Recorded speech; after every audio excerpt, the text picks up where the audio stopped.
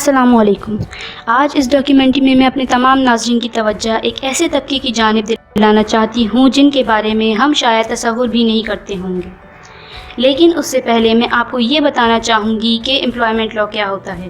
دراصل employment law قوانین اور قواعد و ضوابط کی جمع ہے جو کہ امپلائر اور امپلائیز کے تعلقات کو چلاتا ہے، اور یہی امپلائمنٹ لاء ہمیں یہ بھی آگاہی فراہم کرتا ہے کہ کام کرنے والے افراد کی کم از کم کیا عمر ہونی چاہیے،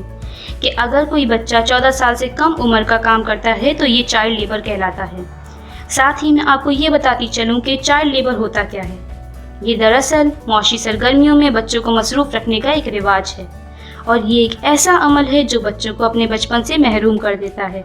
اور ان کی جسمانی اور ذہنی نشو و نما کے لیے بھی نقصان دہ ہے۔ بدقسمتی سے پاکستان میں چائلڈ لیبر کی اصل تعداد کا پتہ نہیں چل سکا ہے، لیکن فیڈرل بیورو آف اسٹیٹسٹکس اور نیشنل چائلڈ لیبر کے ذریعے کیے گئے ایک سروے کے مطابق پاکستان میں 14 سال سے کم عمر کے 19 ملین بچے بطور چائلڈ لیبر کام کر رہے ہیں۔ مناسب خوراک اور آرام و سکون نہ ہونے کی وجہ سے یہ بچے اسکول سے نکل جاتے ہیں اور اپنے گھر والوں کی کفالت میں مصروف ہو جاتے ہیں۔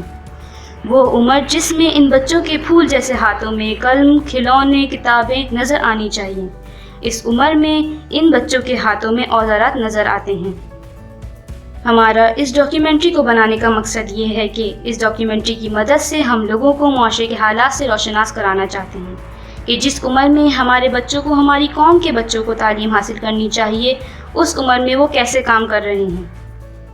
ہمارا مقصد لوگوں کو متاثر کرنا ہے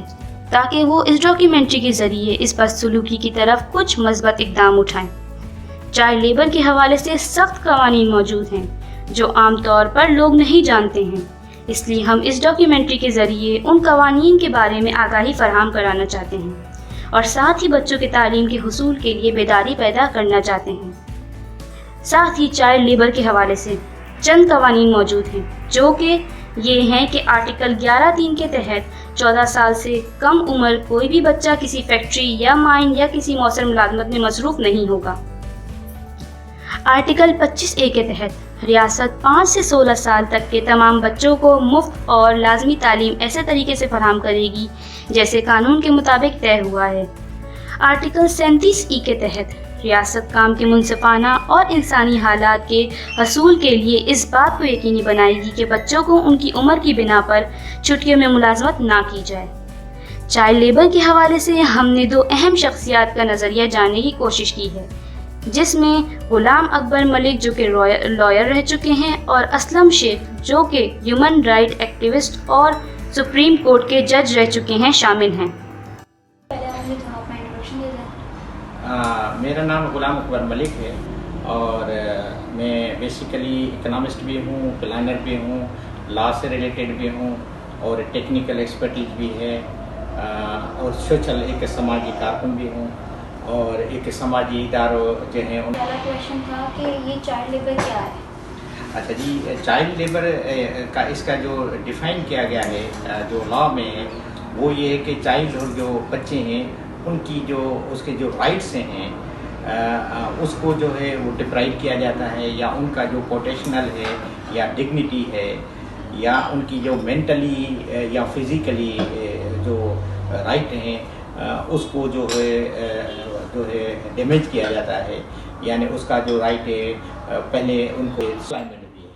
غربت بھی ہے، ان امپلائمنٹ بھی ہے، تو اس وجہ سے پھر یہ زیادہ تر جو مسائل ہمارے ہوتے ہیں جو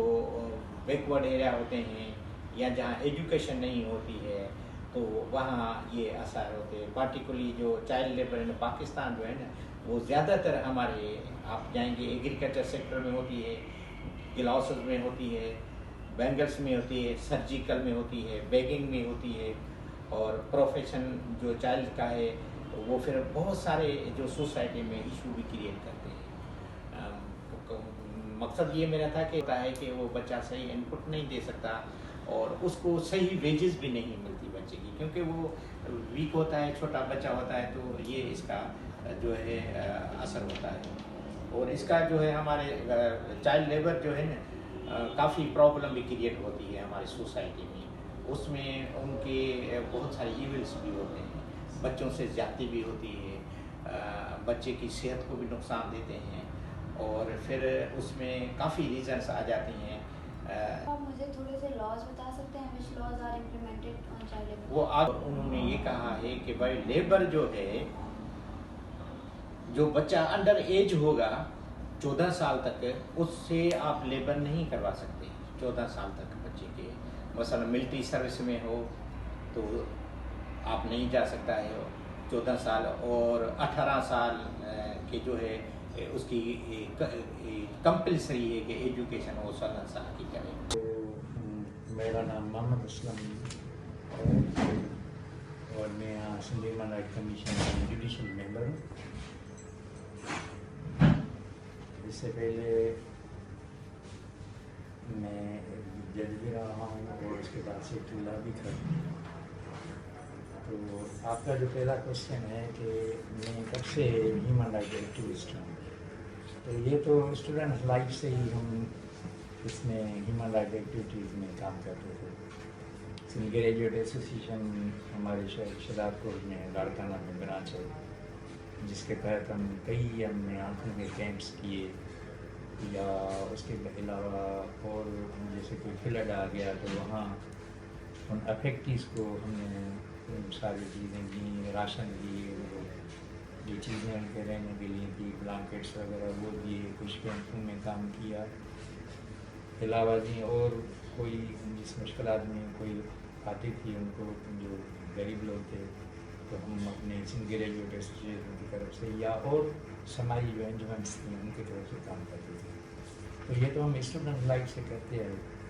اس کے بعد پھر میں یہاں ہیومن رائٹ کا سیکرٹری بھی بنا گورنمنٹ سندھ کا، اور ابھی یہاں ہیومن رائٹ کمیشن میں ممبر بھی ہم. یہاں جتنے بھی ہیومن رائٹس چائلڈ لیبر کی قوانین کی خلاف ورزی پر کچھ سزائیں لاگو ہوں، جیسے کوئی بھی قبضہ کار یا کاروباری مرکز کا مالک جو کسی بچے کو ملازمت دیتا ہے یا کسی اسٹیبلشمنٹ میں کام کرنے کی اجازت دیتا ہے تو اس کی سزا 6 ماہ تک ہو سکتی ہے، لیکن وہ سزا 7 دن سے کم نہیں ہو سکتی. اس کے ساتھ جرمانہ عائد ہوتا ہے جو کہ 50,000 تک ہو سکتا ہے، لیکن 10,000 سے کم نہیں ہو سکتا.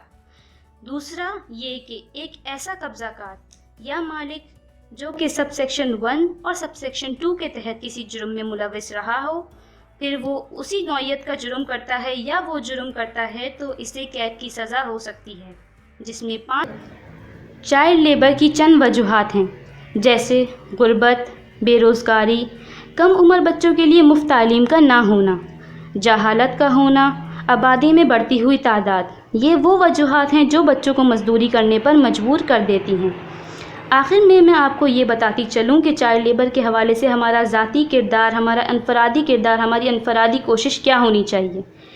سب سے پہلے والدین کو چاہیے کہ وہ اپنے بچوں کی تعلیم و تربیت پر توجہ دیں. چائلڈ لیبر کے حوالے سے جو لاز موجود ہیں ان پر سختی سے عمل درآمد کیا جائے تاکہ اس مسئلے کا جلد از جلد خاتمہ کیا جا سکے. گورنمنٹ کو چاہیے کہ وہ غیر تعلیم یافتہ لوگوں کو انڈسٹریز اور دوسرے کاروباری مراکز میں کام کرنے کا موقع دیں تاکہ وہ اپنے بچوں کے مستقبل کو سنوار سکیں. ڈاکیومنٹری کے اختتام پر میں ایک شعر عرض کرنا چاہوں گی. میرے حصے میں کتابیں نہ کھلونے آئے، میرے حصے میں کتابیں نہ کھلونے آئے، خواہش رزق نے چھینا میرا بچپن مجھ سے. شکریہ.